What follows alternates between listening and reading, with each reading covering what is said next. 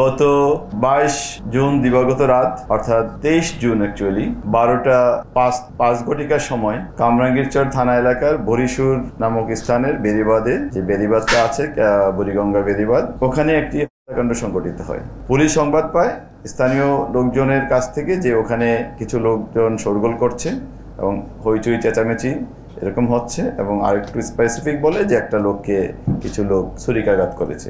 এটা 12টার দিকের ঘটনা বা 12:10-এর দিকের ঘটনা অ্যাকচুয়ালি। তখন আমরা সাথে সাথে আমাদের লোকাল পুলিশ ওখানে যায় এবং ঘটনাটার সত্যতা পায় এবং একজন ছুরিকাঘাত প্রাপ্ত একজনকে পাওয়া যায়। পুলিশ সাথে সাথে স্থানীয়দের সহায়তায় ওই লোকটিকে ঢাকা মেডিকেল কলেজ হসপিটালে প্রেরণ করে মেডিকেল কলেজে প্রেরণের সাথে সাথেই মানে তাৎক্ষণিকভাবে ডাক্তাররা তাকে মৃত ঘোষণা করে।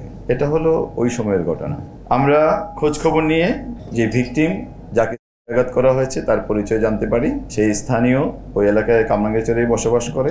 তার নাম মোহাম্মদ রকি, 29 বছর বয়স্ক। তো একটু ঘটনাটা আমরা অনুসন্ধান করে তাৎক্ষণিকভাবে কিছু তথ্য পাই। ওটা একটা রিক্সার গ্যারেজের মতো ছিল, যে রিক্সার গ্যারেজটার সামনেই রকিকে আঘাত করা হয়। অনুমান 5 থেকে 6 জন লোক। আর একটু আপনাদের জ্ঞাতার্থে জানিয়ে রাখি, এই ঘটনার পরই ওই দিনই অর্থাৎ 23 তারিখেই কামরাঙ্গীরচর দিনের বেলায় কামরাঙ্গীরচরে একটা মামলা রুজু হয়, যার মামলা নাম্বার 302 এবং 34 ধারায় মামলাটি রুজু হয়। এটা হত্যাকাণ্ডের ধারা। আমরা হত্যাকাণ্ডের প্রাথমিক কারণ হিসেবে যেই বিষয়গুলো আমরা জানতে পেরেছি, যে রকি যে এই ঘটনার ভিকটিম, তার কিছু স্থানীয় ব্যবসা বাণিজ্য, অবৈধ ব্যবসা বাণিজ্য ছিল। এই ব্যবসা বাণিজ্যগুলো নিয়ে যারা এই ঘটনাটি ঘটিয়েছে বা এই ঘটনার সাথে যারা জড়িত তাদের একটা বিরোধ ছিল। এবং এখন থেকে 4-5 মাস আগে কেরানীগঞ্জ থানার, ঢাকা জেলার কেরানীগঞ্জ থানা এলাকায় হত্যাকাণ্ড সংঘটিত হয়েছিল। আবু কায়সার নামে একজন খুন হয়েছিল, এই ছুরিকাঘাতেই খুন হয়েছিল। এবং আবু কায়সারের যারা আত্মীয় স্বজন তাদের একটা অনুমান ছিল যে রকি এই কাণ্ডের সাথে জড়িত, কিন্তু রকি ওই সময় জেলে ছিল, তাই না? রকি আবার ওই সময় আমাদেরই একটা মামলায় আটক হয়ে তখন সে জেলে অবস্থান করছিল। তো ওদের অনুমানটা সত্য মিথ্যা এই বিষয়টা আমরা যাচাই করব। রকি জেলের ভিতরেও থেকেও এই ঘটনার সাথে জড়িত থাকতে পারে কি পারে না, বা ছিল কি না আদৌ, এটা আমরা ওই মামলা যারা আছে নিশ্চয়ই তারা তদন্ত করে দেখবে। আর আমরা রকির এই মামলাটা তদন্ত শুরু করি তাৎক্ষণিকভাবেই রকি হত্যাকাণ্ডের, এবং ঘটনার কিছু ক্লু বা সংবাদ তথ্য আমরা তাৎক্ষণিকভাবে পেয়ে যাই যে কামরাঙ্গীরচর আসলে প্রচুর লোকজনের যাতায়াত আছে, প্রচুর মাইগ্রেটেড লোকজন আছে এবং প্রচুর লোকজন এই জায়গাটাকে কামরাঙ্গীরচরকে তাদের যাতায়াতের পথ হিসেবে ব্যবহার করে। কেরানীগঞ্জ এবং ঢাকার সেতুবন্ধনটা কিন্তু বিশেষ করে নৌপথে কামরাঙ্গীরচরের মধ্য দিয়ে হয়। সো এই হিসাবে এখানে অনেক ফ্লোটিং লোকজন, ভাসমান লোকজনের যাতায়াত আছে। আর এদিকে আমাদের হাজারীবাগ, মোহাম্মদপুর এই দুইটা থানার সাথে কানেক্টেড হওয়াতে ওখানে এই ধরনের প্রবণতাটা লক্ষণীয়।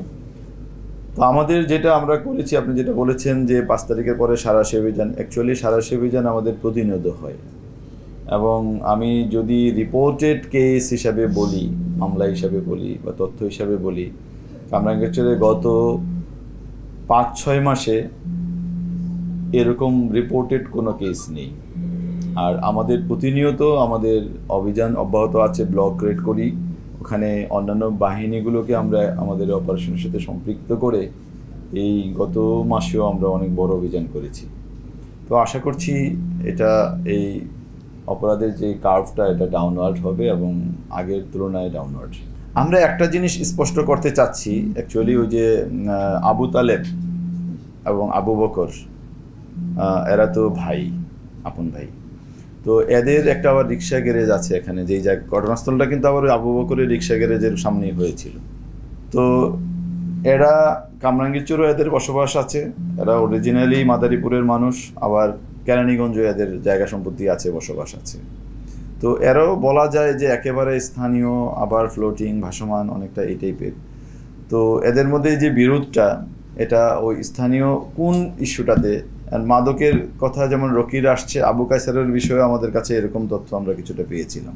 তো এইটাকে আমরা একটু খতিয়ে দেখব, যেহেতু তারা এখন গ্রেফতার হয়েছে।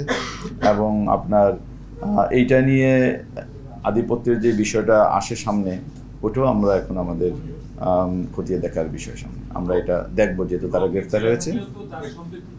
হতে পারে আমরা এটাকে এড়িয়ে যাচ্ছি না, কিন্তু আমরা যেহেতু তারা রকি এখন মারা গেছে, রকির কোনো অ্যাসোসিয়েট থাকে আমরা যদি খুঁজে পাই বা তাদেরকে আমরা প্রয়োজনে জিজ্ঞাসাবাদ করার বিষয়ে। দুঃখিত, আমি বুঝিনি এখন বিষয়টা। আমরা আসলে একেবারে এই জায়গায় নাই, এখন আমরা আরেকটু ম্যাচিউর করতে হবে বিষয়টা।